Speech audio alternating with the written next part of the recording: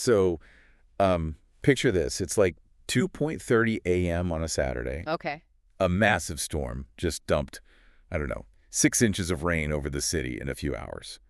And your basement is rapidly filling up with a foot of toxic floodwater. Oh, man, an absolute nightmare. Right.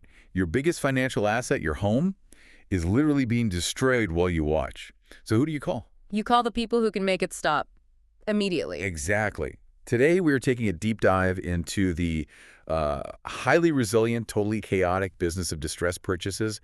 We're unpacking the mitigation and restoration industry, specifically looking through the lens of a franchise brand called Disaster Blaster. Yeah, it's a fascinating model to look at. And our mission here is really to evaluate the exact mechanics of what makes a business model like this tick, especially for those of you listening who are maybe, aspiring franchise owners looking to leave the corporate world. Right, or even existing owners wanting to diversify their portfolio. Because the scenario you just described, that basement flood, it highlights the fundamental difference between this industry and almost any other franchise you could possibly buy. How so? Well, the restoration space, which covers water damage, mold remediation, asbestos, all of that, it's driven entirely by external emergencies. It's a distress purchase. Exactly. I mean, a burst pipe simply does not care what the stock market is doing. It doesn't care what interest rates are or, what quarter of the fiscal year we're in. Physics dictates the need, not a consumer's discretionary income. Precisely. And that inherently changes the entire unit economics of the business. You aren't trying to convince someone to buy a luxury item. They have to buy your service. Okay, let's unpack this because Okay. we're looking at a model that essentially trades predictable, pristine retail foot traffic for high-ticket, high-urgency chaos. Yeah, that's a good way to put it. But capturing that market, it isn't just about showing up with a wet vacuum, right? Disaster Blaster service catalog is huge. It's not a standard focus menu. No, it's definitely not. I mean, they offer water drying and mold remediation, sure, but they also do asbestos abatement, radon mitigation, meth lab cleanup. Yeah, infectious disease disinfection, too. Right. Biohazard and hoarding cleanup and full basement waterproofing. It's like a Swiss Army knife. It really is. It's effectively 4 times the number of services that are typical in this specific sector. Because, most independent local operators, they find 1 or 2 lanes. Like just water and smoke damage. Exactly, and they stay firmly within those boundaries. But wait, I'm looking at this specialized service list and I have to push back a little. Meth lab cleanup. Asbestos. Biohazard. It sounds intense, I know. I just don't see how, like, a corporate middle manager who wants to buy their first franchise leaves a desk job and learns to handle highly regulated toxic waste in a few weeks. I mean, doesn't stepping into this massive specialized catalog just result in immediate liability for a new owner? It seems overwhelming. That is the critical question any prospective buyer should be asking. But if we connect this to the bigger picture, the answer lies in the actual operational mechanics of the franchise system. Okay, so how does it work? As an owner, you are not out there, zipping up a hazmat suit and scrubbing a hazardous site yourself. Thank goodness. Right. This is an executive model, what the industry calls a CEO model. Your job isn't doing the manual labor. Your job is enterprise management. Okay, so you're running the business, not the actual mop. Exactly. The franchisor provides all the standard operating procedures, the SOPs, for maintaining compliance.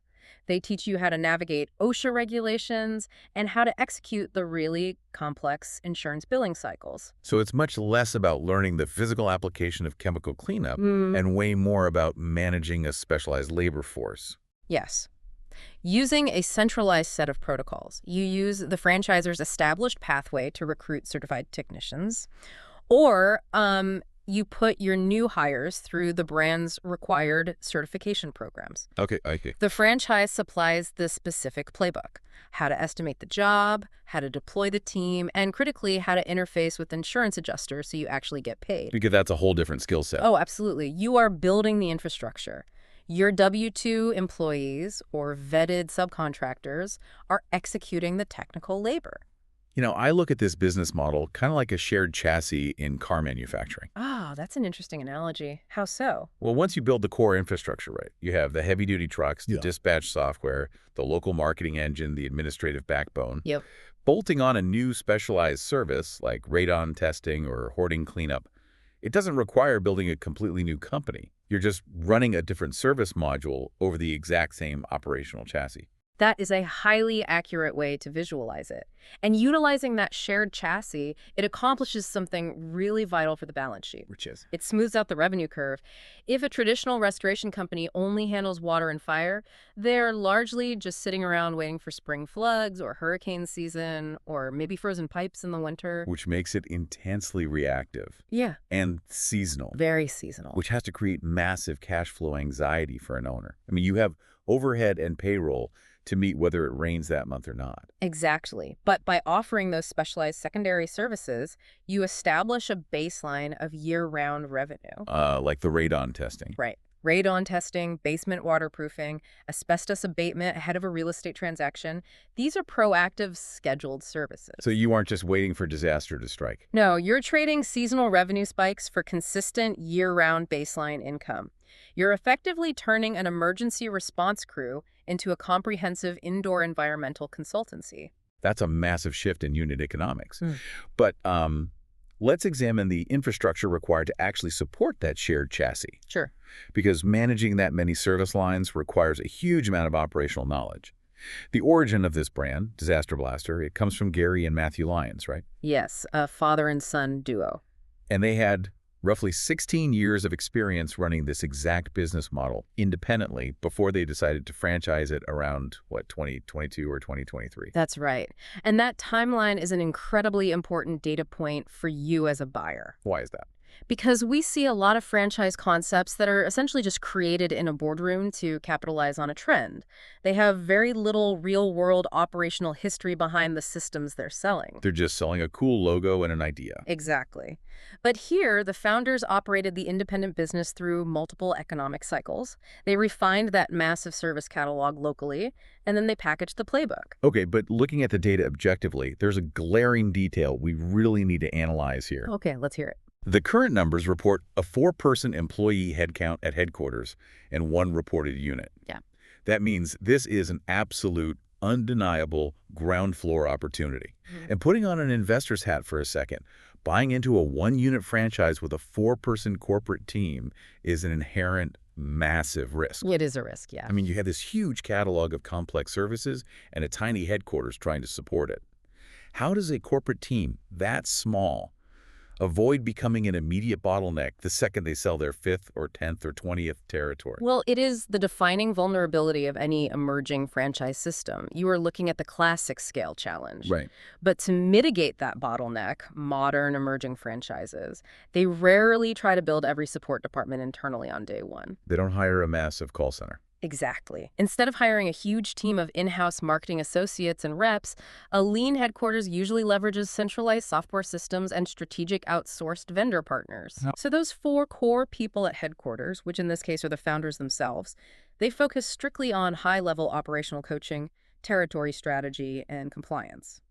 While the day-to-day stuff, like lead generation and call routing, that's handled by integrated third-party systems. Precisely. You are trading the safety net of a 1,000-unit established corporate hierarchy for the agility and access of a startup phase. So it's a deliberate risk-reward calculation. Very deliberate. Think about it. If you buy into a legacy brand with 2,000 units, sure, you have a massive support apparatus, but you're also going to be heavily restricted on territory. You might be buying like the 3rd best territory in a secondary market because all the prime real estate sold out 10 years ago. Exactly. And furthermore, you will likely never speak to the actual founder. You're going to deal entirely with middle management. Whereas entering an emerging system like this means the person answering your panic phone call about a complex commercial mold issue is literally the person who wrote the operational manual. Correct. The appeal of a ground floor opportunity is premium territory availability and hyper-personalized direct-to-founder support. But the risk, as I pointed out, is whether those founders can manage their own corporate growth while teaching you to dominate your local market. Right. It's a balance. Which naturally brings us to the actual unit economics. The cost of entry is a major factor in that risk-reward calculation. It always is. So the initial investment to launch this business ranges between $136,000 and $243,000. There's a royalty fee scaling between 3% and 6%, an ongoing ad royalty of 3%, and a 10-year renewable term agreement. Yep, those are the numbers. Let's break down that $136K to $243K range. Where's that capital actually being deployed? Because it's not going into a fancy storefront. No, not at all. What's fascinating here is that in a service-based franchise, your capital allocation is vastly different from, say, a brick-and-mortar retail build-out. Right, you aren't spending 100 grand on a commercial kitchen. Or architectural plans or leasehold improvements. Your initial investment is heavily weighted toward operational readiness. Like trucks and gear. Exactly. You are securing specialized heavy-duty vehicles, you're purchasing commercial-grade extraction equipment, HEPA air scrubbers, dehumidifiers, safety gear. Plus, I imagine the working capital required to float payroll and marketing during those initial launch months before the cash flow really stabilizes. Absolutely. And when you compare the capital efficiency here to something like the food and beverage industry, the contrast is just stark. Oh, totally. I mean, you might sink $1 million into building out a boutique restaurant just to sell $15 meals. Right, requiring hundreds of daily transactions just to break even. But in the restoration space. A single commercial asbestos abatement or a severe multi-room water mitigation job that can easily gross $30,000 to $50,000. Wow. It is a low transaction, high ticket, high margin model. That's incredible leverage. And that 10-year renewable term, it provides the operational runway needed to actually build an enterprise out of it. I mean, if you're an investor looking to execute a multi-unit growth strategy, or you're a semi-absentee owner who intends to hire a general manager to run the day-to-day, you need a long horizon to realize the return on that initial investment. And that scaling royalty structure you mentioned, the 3% to 6% range, that's also a strategic mechanism. Scaling royalties generally decrease as your gross revenue increases, right? Yes. It's designed to incentivize franchisees to grow aggressively. The larger your business gets, the smaller the percentage the franchisor takes from your top line. That's a great incentive. But let's look at how a franchisee actually generates that top-line revenue. Because understanding customer acquisition in this specific space seems really complex. It has its unique challenges for sure. I mean, this model operates in both B2C, business to consumer, and B2B, business to business. How does a new owner realistically acquire a panicked residential homeowner at 2 in the morning versus securing a massive commercial contract? Well, they require two entirely different marketing mechanisms. Okay, let's start with the B2C homeowner. For B2C, customer acquisition is heavily reliant on localized digital presence and emergency SEO. Search engine optimization. Right.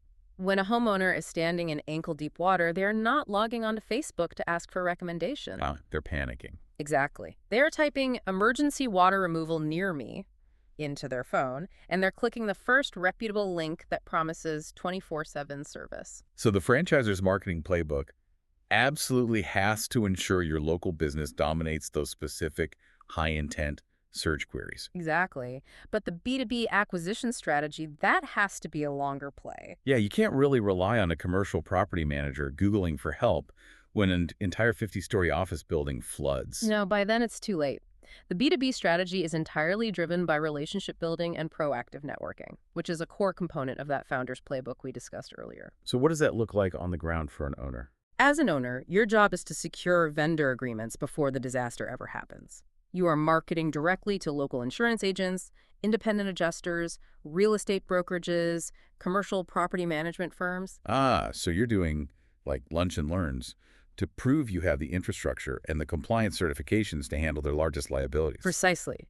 And once you secure a property manager who oversees, let's say, a portfolio of 50 apartment buildings, you become their default vendor.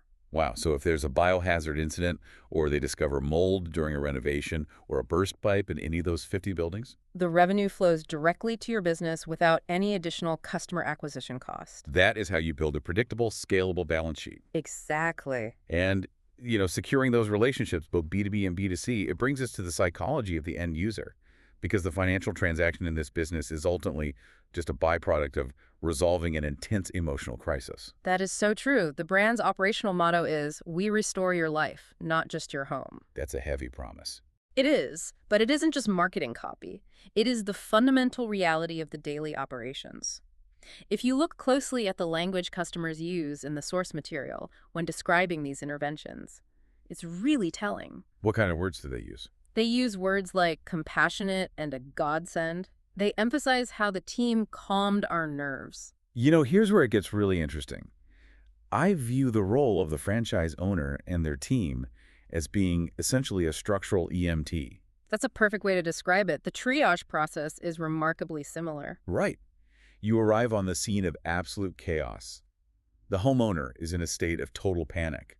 So the team's first job is stabilizing the environment. Shutting off the main water line, setting up negative pressure containment barriers so mold spores don't spread. Mitigating the immediate hazard. And only after the environment is stabilized do you move into the long-term treatment plan, which is the remediation and repair. And providing that level of intervention, it creates an incredibly deep, indelible bond with the consumer. I can imagine. Think about it. If you hire a company to paint your living room and they do a decent job, you might leave a nice review. Or maybe mention them to a neighbor if someone asks. Right, it's a super low-stakes transaction. But if a team saves your home from 4 feet of toxic floodwater and helps you navigate the incredibly confusing insurance claims process and prevents black mold from permanently destroying your family's equity. The stakes are existential at that point. Exactly. When you execute flawlessly under those conditions, you don't just gain a satisfied customer, you create a lifelong advocate for your business. And that translates to the commercial side too, right? Oh, absolutely.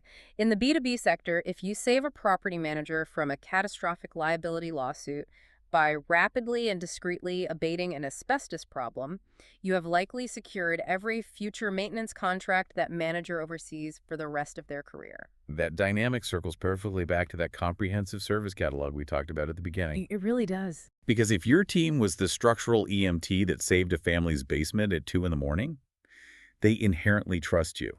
So 3 years later, when they're preparing to sell their home, and a home inspector demands a radon mitigation system be installed. They're not going to shop around for a new contractor. No way. They are going to call the people who brought order to the chaos during their worst emergency.